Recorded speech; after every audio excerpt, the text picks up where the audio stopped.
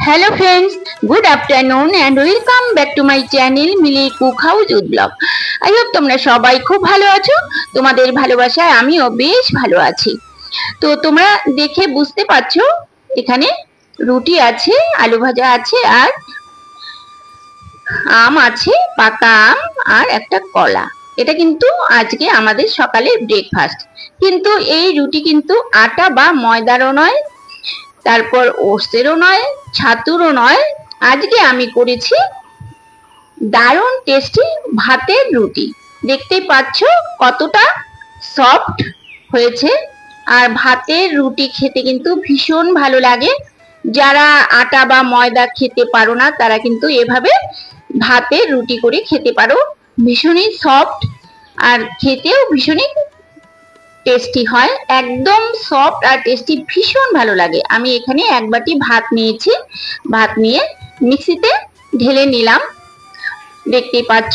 এবার খুব ভালো করে একটা মিহি এই যে পেস্ট করে নিয়েছি, একদম সফট পেস্ট। এবার নামিয়ে নিচ্ছি একটা বাটিতে।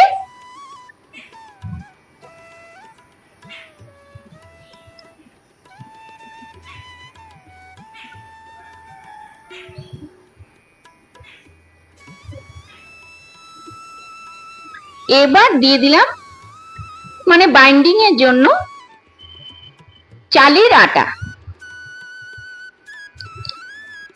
এখানে ময়দা বা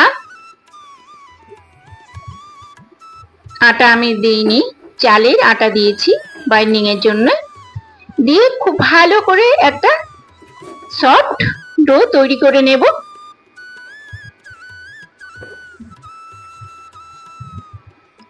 যারা রুটি খেতে পছন্দ করো অথচ আটা বা ময়দা খেতে পারছো না, তারা কিন্তু ঠিক এভাবে ভাতে রুটি করে খেতে পারো, খুবই ভালো লাগবে। যেমন আমি আটা বা ময়দা কিছুই খেতে পারি না, আমি মাঝে মধ্যে কিন্তু এইভাবে ভাতে রুটি করে খেয়ে থাকি, ভীষণ ভালো লাগে। একটা ইউনিক রেসিপি। এভাবে দেখো ছোট ছোট লেচি কেটে নিয়ে এইভাবে বানিয়ে নিচ্ছি।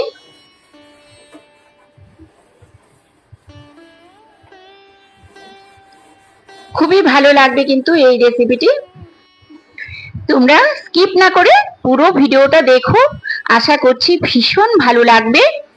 আর ভালো লাগলে একটা লাইক করে দিও, শেয়ার করে দিও এবং সাবস্ক্রাইব করে আমার সাথে থেকো, খুবই ভালো লাগবে। আর হ্যাঁ, কমেন্ট কিন্তু করবে, তোমাদের এক একটা কমেন্ট কিন্তু খুবই ইউজফুল, আরো উৎসাহ যোগায়। এই দেখো এবার কিন্তু আমি বেলে নিচ্ছি,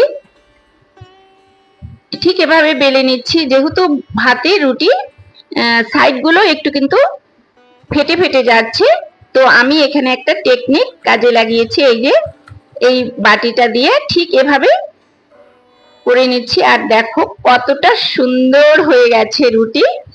আর যেহেতু ভাতের রুটি সাইড গুলো একটু ফেটে ফেটে যাবেই, তো এইভাবে এই টেকনিকটা কাজে লাগাতে পারো।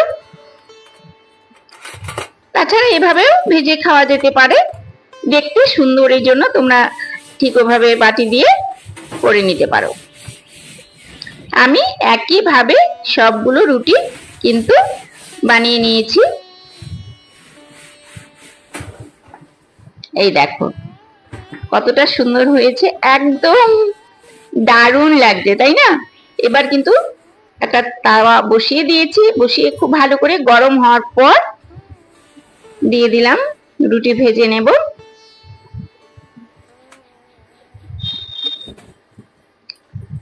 তোমরা দেখতে থাকো পুরো ভিডিওটা, খুবই ভালো লাগবে।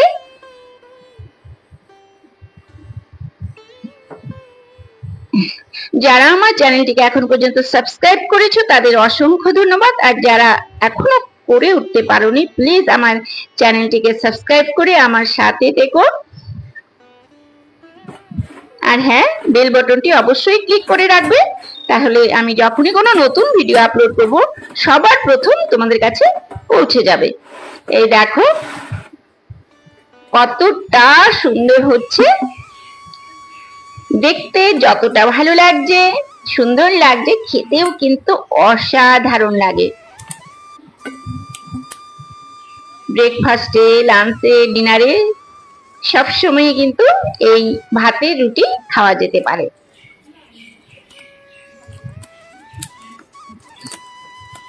সবগুলো রুটি আমি একইভাবে ভেজে নিয়েছি, আর সাথে আলু ভাজা করছি। এই যে এভাবে টুকরো করে কেটে নিয়ে তেল কম দিয়ে কিন্তু আলু ভাজাটা করছি, কারণ আমরা বাড়িতে তেল খুব কম ইউজ করি। তো এভাবেই আলু ভাজা করে নিয়েছি। আর এই দেখো সবগুলো রুটি ভাজা হয়ে গেছে। আর সকালে ব্রেকফাস্ট আমরা এই ভাতের রুটি দিয়ে কিন্তু করেছি। পাকা আম নিয়ে নিলাম, সাথে কলা নেব, তাহলে জমে গেল না ব্রেকফাস্ট রেসিপি। তাছাড়া লাঞ্চে খেতে পারো, ডিনারে খেতে পারো, কতটা ভালো লাগছে দেখো।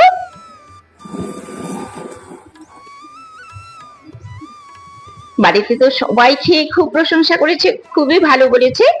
তোমরাও কিন্তু বাড়িতে ঠিক এভাবে বানাবে, বানিয়ে সবাইকে খাইয়ে দেখো সবাই কি বলে। আমি শিওর সবাই খুব ভালো বলবে। দেখো কতটা সফট, একদম। আচার দিয়ে খেতে পারো, সবজি দিয়ে খেতে পারো, চিকেন কষা দিয়ে তো আরো বেশি ভালো লাগবে। দেখলে তো কত সহজেই তৈরি হয়ে গেল ভাতের রুটি। তোমরা কিন্তু কেউ মিস করো না প্লিজ। তাহলে আজকে এই পর্যন্তই। সবাই খুব ভালো থেকো, সুস্থ থেকো। Bye bye.